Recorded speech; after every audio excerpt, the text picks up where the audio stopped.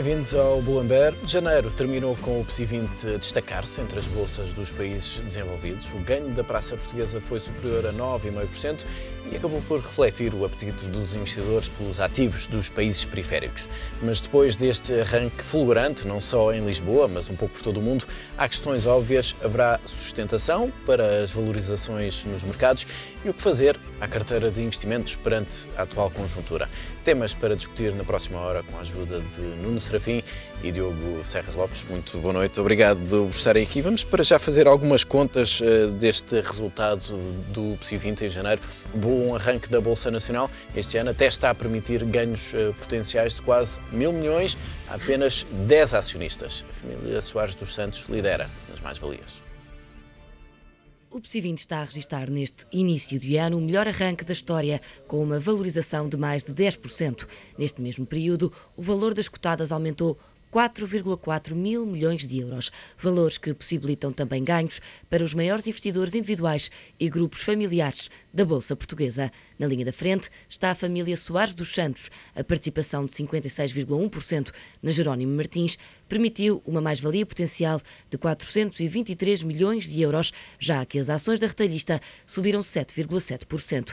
Assim, a participação da família dona do Pingo Doce vale agora 5,58 mil milhões de euros. A empresária Isabel dos Santos consegue neste início de ano mais-valias de 140 milhões de euros. A maior parte chega da posição de 19,5% no BPI, com as ações do banco de Fernando Henrique a valorizarem 38,6%. Com a Zone, a filha do presidente angolano ganha 25,8 milhões e com a Galp 18,7 milhões.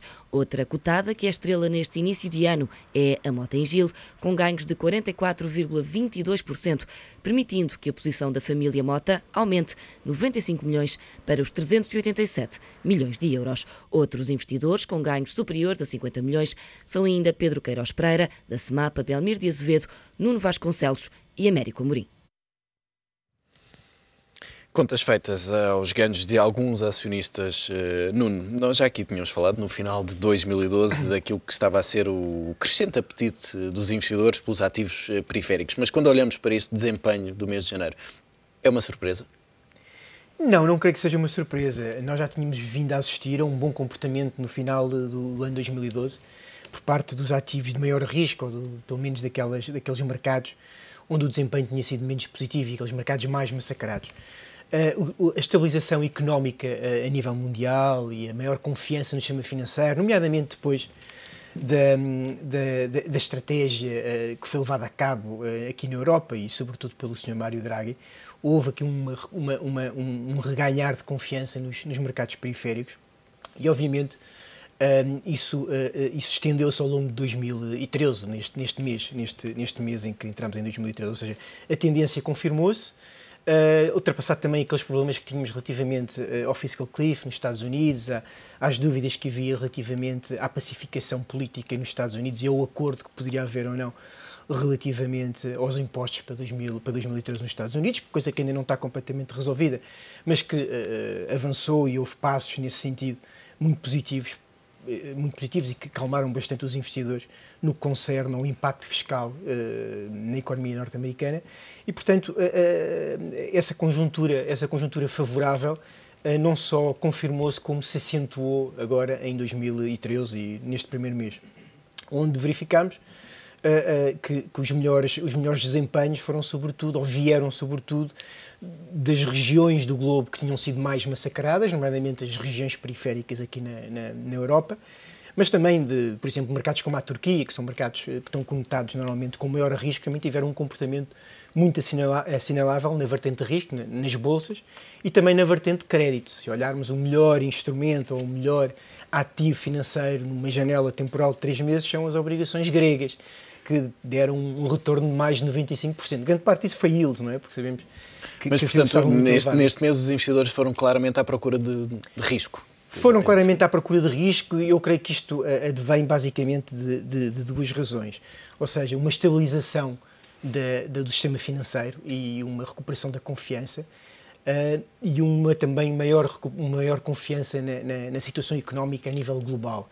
Especialmente depois de ter ultrapassado o problema do fiscal cliff nos Estados Unidos, ou seja, passou-se a ter a noção de que os Estados Unidos não vão ser um contribuidor negativo para a economia no próximo ano e que, por outro lado, os mercados emergentes estavam a dar um contributo positivo, aliás, sempre deram nos últimos 4, 5 anos, um contributo muito positivo, e voltarão a dar, ou seja, existe também uma perspectiva e uma expectativa de recuperação, de retoma económica dos mercados emergentes, especialmente da China, que ao longo de 2012 e 2011 teve algum enfraquecimento ao nível dos seus ritmos de crescimento, e tudo leva a crer que em 2013 vai recuperar ou vá recuperar níveis de crescimento à volta dos 8%, que nós achamos que são fundamentais e para a economia mundial são bastante importantes. Mas à escala mundial, as previsões não são ainda muito acentuadas e nestes balanços que se fazem sempre pelas casas de investimento, alguns analistas diziam que das últimas vezes em que o mercado subiu tanto, no mês de janeiro, as previsões eram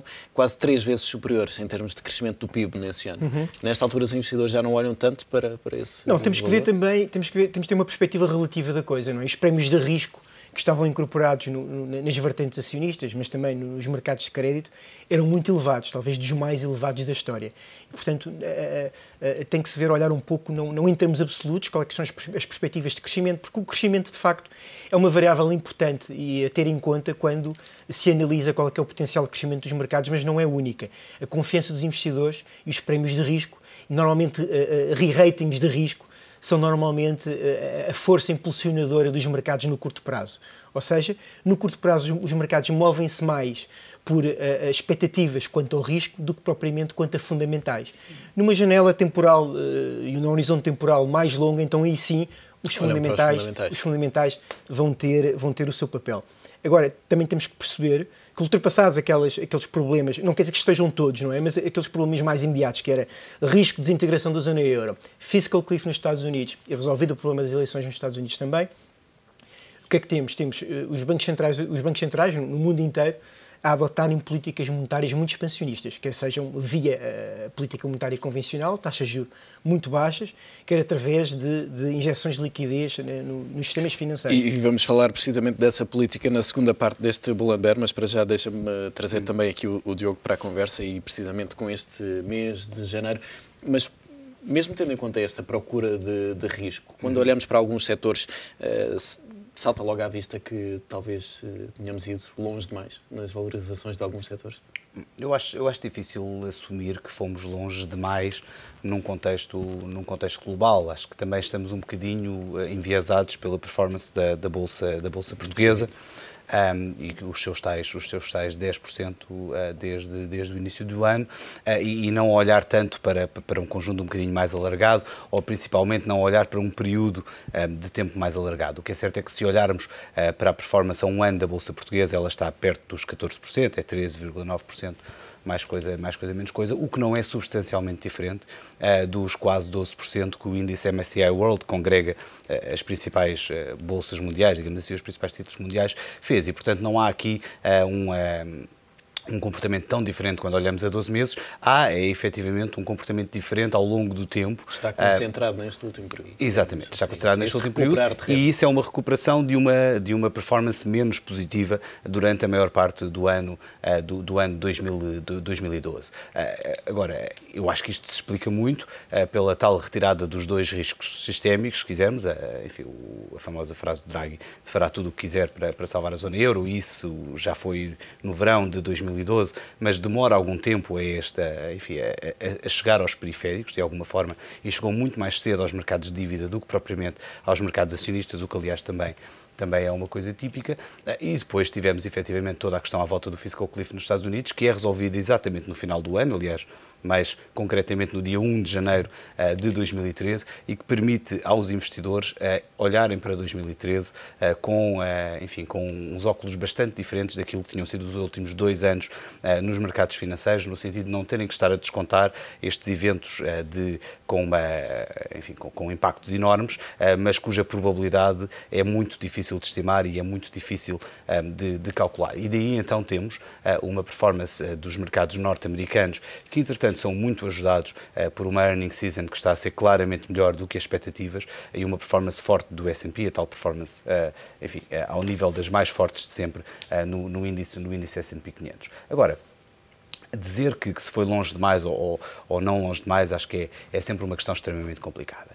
Eu acho muito difícil olharmos para os mercados financeiros e vermos performance a um mês e tirar conclusões muito definitivas sobre essa performance. Nós vemos 2013 como um ano genericamente positivo para as classes de risco e particularmente para os mercados acionistas e, portanto, não é uma performance que nos surpreenda, mas também não estamos à espera que ela aconteça toda durante o ano, durante o primeiro mês do ano, não é? E o que é certo é que olhamos para o S&P e vemos 6% de subida, ou até um bocadinho. Acho que isto já conta com o dia 1 de fevereiro, mas pronto, está nos 6 e tal por cento de subida, mas olhamos, por exemplo, para um Eurostock 50 e vemos com uma performance à volta dos 2 e tal por cento, e portanto a Europa, mais uma vez, fez aqui um processo diferente de subida face ao índice norte-americano. E parecendo-me claro que vamos ter períodos de pior performance do mercado acionista, o mercado não se faz em linha reta, nem em subida, nem em queda, não me parece que seja apenas o facto de estarmos com valorizações positivas bastante acentuadas em alguns mercados durante o mês de janeiro que coloca em causa a visão positiva para a globalidade do ano. E tem-se falou-se muito no final do ano, e isso acabou por justificar também estes ganhos de janeiro, de uma grande rotação das carteiras, em termos daquilo que era a composição das carteiras. Depois deste mês, em que alguns analistas até podem considerar que o ano está praticamente feito, poderemos assistir novamente a uma rotação agora? Não, eu não acredito que não. E acredito que não por várias razões. Há duas componentes aqui que são extremamente importantes. Uma tem a ver com a tal política dos bancos centrais, e sei que vamos falar a seguir, mas com a injeção de liquidez que continua a ser dada aos mercados financeiros. Essa injeção de liquidez não tem uma expressão real, digamos assim, naquilo que é a concessão a crédito na zona euro. Já tem nos Estados Unidos, mas na zona euro ainda não, e portanto não chega propriamente à economia real, mas chega aos mercados de ativos financeiros e tem impacto naquilo que é a valorização desses ativos e naquilo que é a procura desses ativos. Agora, outra das coisas que muda efetivamente de 2012 para 2013 é o tal menor risco sistémico. E quando existe efetivamente um risco sistémico em cima da mesa, digamos assim, as injeções de liquidez tendem a ir para ativos sem risco. E estamos a falar de bunds, estamos a falar de treasuries norte-americanas e, portanto, 2011 e 2012 são anos atípicos em termos de mercados financeiros, porque são anos em que as correlações entre classes de ativos que tipicamente são negativas, ou seja, ações têm tendência a subir, mas obrigações de muito baixo risco têm tendência a cair e ao contrário, não é? São anos em que essa correlação é positiva e bastante forte. Ou seja, por exemplo, 2012 é um ano em que há valorizações nos mercados acionistas, mas também há valorizações muito significativas, tanto em termos de mercados de crédito, com um bocadinho mais de risco, como em termos dos ativos com menor risco, ou seja, as tais treasuries e as tais bonds. Quando se olha para 2013 e quando se começa a fazer a asset allocation para 2013, isto sou eu a fazer, enfim, a adivinhar, não tenho obviamente dados sobre o tema, não sei o que é que se passa na mente dos investidores, mas, efetivamente, existia um consenso bastante alargado sobre uma potencial boa performance dos ativos de risco, mas alguns receios significativos face àquilo que era a performance de ativos de menor risco, nomeadamente estas obrigações de taxa fixa com ratings muito elevados. E, portanto, esta rotação aconteceu efetivamente, ou pelo menos é aquilo que vemos no mercado, com os mercados acionistas a continuarem a subir, mas com, por exemplo, as treasuries norte-americanas a ultrapassarem o nível dos 2% já durante este mês, quando estavam a 1,60 e qualquer coisa por cento há muito pouco tempo, isto é a taxa dos 10 anos, e portanto aí a verificar-se já efetivamente alguma rotação que contribui, obviamente, para um mês de janeiro mais positivo para os mercados acionistas. Agora, se isto vai continuar ou não, que no fundo é a pergunta que todos queremos ver respondida e ao qual, obviamente, nenhum de nós tem resposta, podemos ter, obviamente, opiniões sobre o tema. Eu acho que tem espaço para continuar. Aquilo que os inquéritos em investidores institucionais dizem é que a alocação a ações, por exemplo, continua a estar claramente abaixo daquilo que é uma média histórica, digamos assim, e, por outro lado, também claramente abaixo daquilo que será necessário para poderem ter taxas de rendibilidade suficientes para fazerem face aos seus compromissos e, portanto, num contexto em que não temos um voltar do risco sistémico ou não temos um evento que muda efetivamente obviamente, a psicologia dos investidores para menos risco outra vez. É natural que, aliás, um bom mês de janeiro venha reforçar, de alguma forma, o sentimento positivo de alocações mais viradas para ativos de risco. E, portanto, acho que esse movimento ainda não acabou e que isso ainda pode trazer mais algum tipo de sustentabilidade aos ativos de maior risco a prazo. Agora, obviamente, isto não quer dizer que durante a próxima semana não seja negativo ou não tenhamos meses negativos durante o ano de 2013. Eu acho que as pessoas esquecem disto, mas 2012, por exemplo, é um ano positivo, mas é um ano em que, em maio, estávamos com performances negativas da generalidade das classes acionistas e isso depois, entretanto, foi invertido. Então, o mercado faz de micro momentos de mais positivos e menos positivos e depois precisamos, obviamente, de um tempo mais alargado para perceber qual foi o movimento geral dos investidores e, naturalmente, do mercado. Mas falaste aí na questão da psicologia dos investidores e nota-se que, de facto, a mentalidade dos investidores em relação à zona euro mudou muito. Ainda agora tivemos nos últimos dias esta questão relacionada com Espanha, com Mariano Rajoy e muitos pedidos de demissão. Isto numa altura em que tínhamos todos os receios em torno da zona euro, seria sinónimo de quedas fortes e de uma pressão acentuada sobre Espanha. Nesta altura já não se nota isso? Sim, claro, os investidores começaram a olhar para o mercado numa perspectiva de mais de médio e longo prazo e, portanto, estão muito mais confiantes relativamente aos passos que se deram na zona euro, que são passos, que foram passos muito lentos, mas que toda a gente tem a sensação que vão no sentido certo. Se vão no ritmo suficiente ou não, todos nós temos a impressão que são mais lentos do que aquilo que seria desejável, mas também temos que perceber quais são os eventos, ou se vão haver eventos, entretanto, daqui até ao final do ano, que possam um pouco inverter esta visão dos investidores e dos analistas relativamente se os passos que estão a ser dados são suficientes e no tempo certo ou não. Portanto, é um tema ainda a validar e sobre o qual nós devemos estar atentos. Mas, por exemplo, hoje já tivemos um impacto muito negativo nas principais bolsas e nas bolsas mais periféricas, nomeadamente Espanha e Itália, e uma das razões terá sido precisamente a desconfiança relativamente, não podemos esquecer que na sexta-feira passada terminou o período de proibição de short selling em Espanha e isso poderá ter tido algum impacto no comportamento dos mercados hoje.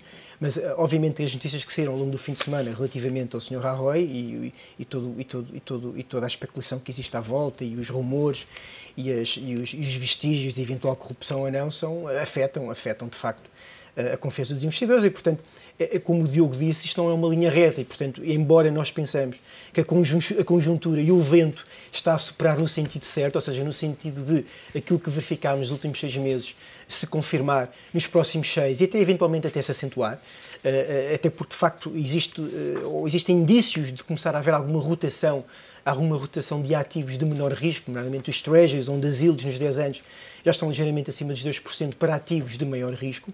A verdade é que poderá sempre haver um evento que possa inverter esta tendência. Nomeadamente, por exemplo, o mês de fevereiro. O mês de fevereiro é estatisticamente um dos piores meses do ano, juntamente com setembro, e, portanto, pode ser até uma boa razão para tomadas de mais-valias, o que não quer dizer que vamos assistir a uma inversão do sentimento. Mas em termos de eventos mais ou menos previsíveis, o que é que podemos identificar como aqui possíveis? Há aqui dois, assim, no curto prazo eu vejo as eleições em Itália, que ainda não se falou muito, e isso é típico quando estamos numa situação de claro otimismo e de complacência em face ao risco, ignora-se todos os eventos que estejam a acontecer e que possam causar ou provocar alguma volatilidade ou risco adicional e, portanto, não se tem falado muito, tão pouco das eleições em Itália e isso, de facto, é um risco.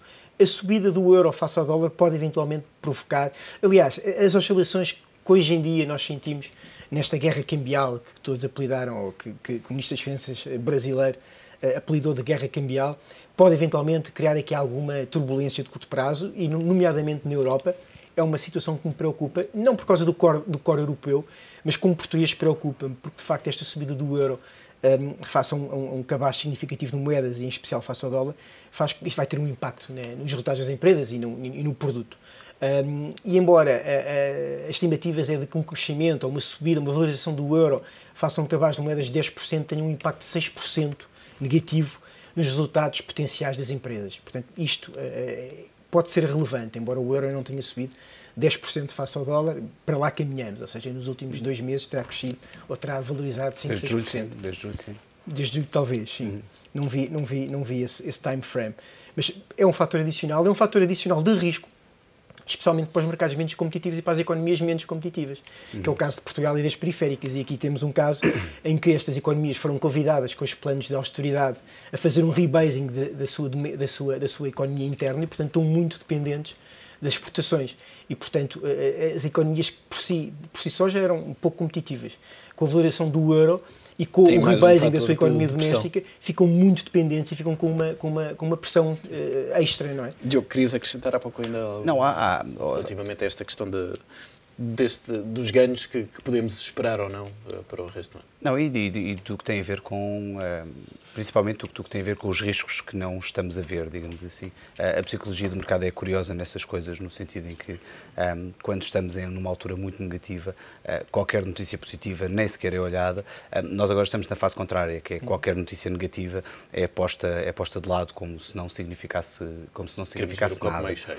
Sim, exatamente, estamos na fase do copo meio cheio, com razões para isso, pelo menos face àquilo que tínhamos há 6 meses ou há um ano, e isso parece-me correto, mas o risco de complacência é efetivamente grande, e é efetivamente grande no sentido de que as medidas que tomámos até agora foram exatamente no caminho certo, mas não estão nem de longe nem de perto, não são suficientes para resolver aquilo que é efetivamente o problema europeu. Já falámos muitas vezes disto, da necessidade de alteração institucional ao próprio desenho do euro, ou os riscos, os incentivos, digamos assim, que nos levaram para esta situação, dado que continuam a existir, é muito possível que voltem a manifestar-se e portanto, criem novamente uma crise, provavelmente mais tarde do que mais cedo, mas vamos ver. Agora, por exemplo, tivemos o governo holandês a anunciar a nacionalização do 4º maior banco do país, exatamente este fim de semana, ou no final da semana passada. E não sendo um tópico de per si, não se trata de uma coisa com risco sistémico relativamente à Europa, não deixa de ser curioso, nesta fase do campeonato, estarmos a assistir efetivamente a nacionalizações de bancos em países core e não em países periféricos, que os países periféricos estejam com este tipo de problemas ainda. Enfim, acho que não seria de espantar por aí além, mas que os países... Mas isso é revelador ainda do estado em que o sistema... É revelador, por exemplo, porque se trata de um banco que aparentemente está a fazer isto devido a ativos imobiliários e, em especial, devido à sua exposição à Espanha, que é um tema, obviamente, quente por outras razões. E na semana passada também tivemos os números do Santander. Tivemos os números do Santander, com aquele número, continua a ser um grande problema espantoso de 19 mil milhões de euros de provisões feitas durante o ano de 2012 e que são, enfim, números, obviamente, a economia espanhola é muito maior do que a nossa, mas são números para nós, de alguma forma, muito, muito significativos e que indiciam, efetivamente, que há ali algo que tem que continuar a ser digerido, digamos assim, e que, portanto, tem que continuar a existir tempo para esta digestão. E, portanto, num cenário em que temos os LTROs a serem pagos outra vez ao BCE e, portanto, isso indiciaria, de alguma forma, uma muito menor percepção de risco sistémico por parte em particular do sistema financeiro do norte da Europa e não tanto do sul da Europa, embora tenham existido bastantes instituições financeiras da periferia que também pagaram parte desses empréstimos. Não deixa de ser uma nota do que é que pode ser uma surpresa que ninguém estava à espera, neste caso não tem muita relevância, mas que efetivamente diz que alguma coisa não está efetivamente bem, digamos assim, na economia europeia. A economia europeia está em recessão, prevê-se que efetivamente registre um ano de crescimento negativo, ou seja, um ano de recessão durante o ano 2013, embora mais focada nestes primeiros meses do que propriamente na segunda metade do ano, e numa situação de recessão, digamos que tudo aquilo que pode ser um contrapeso ou tudo aquilo que pode acentuar este caráter recessivo pode efetivamente fazer passar os investidores de um ciclo de otimismo, em que um ciclo virtuoso, digamos assim, de confiança, para um ciclo exatamente ao contrário, que foi aquilo que vivemos durante pelo menos parte do ano 2012. Esta questão cambial é uma questão altamente relevante, não pela questão em si, mas pela base de que estamos a partir, e pode ser, obviamente, uma má notícia, pelo menos para os ativos europeus, durante o ano 2013. Muito bem, aproveitamos então essa dica para fazer aqui uma pequena pausa neste Bull and Bear. Na segunda parte vamos então olhar para a guerra cambial e para quem pode sair a perder, e à cabeça estará, muito provavelmente, o euro. Até já.